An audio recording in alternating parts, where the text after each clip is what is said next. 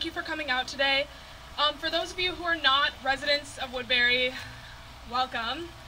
As you entered this city, you probably thought to yourself, wow, what a nice suburb, with big houses, fancy cars, and polite people. But if you're a person of color living in this city, you could know that that is not farther from the truth. You know that you're not living the same reality that the white people in the city are. I wish that I could put into words the trauma that I've faced in the 3 years of living here, but I can't. Because in the short time that I've lived here, I've experienced more racial discrimination than I have in my entire life.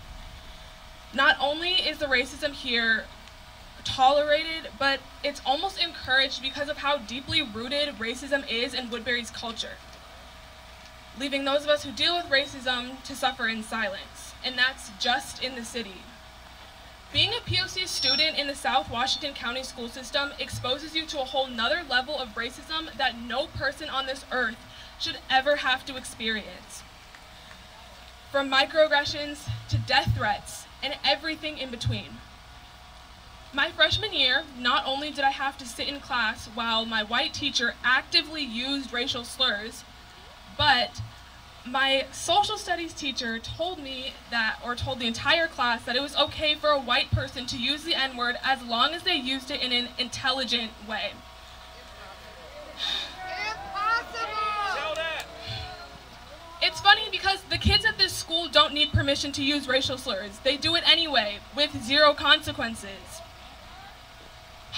And even though our school was featured on 60 Minutes because the English teachers thought it was okay to use the N-word while they were teaching, the administrators still can't take the hint.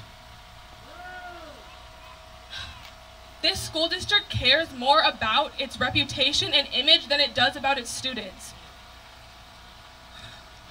And when POC have the courage to report these instances of harassment, we are told to take the high road, not to let it bother us, to brush it off, don't give them the power. The list goes on. These are tactics that admin uses to dismiss our cries for help. And it is imperative that the school district take the steps to protect their students of color. To the administration, I don't want your pity. I don't want your apologies. I do not want your performative activism. What I want is for every student in this school to be prioritized, and what I want is a school that prioritizes every student and makes them feel safe, not just the white ones.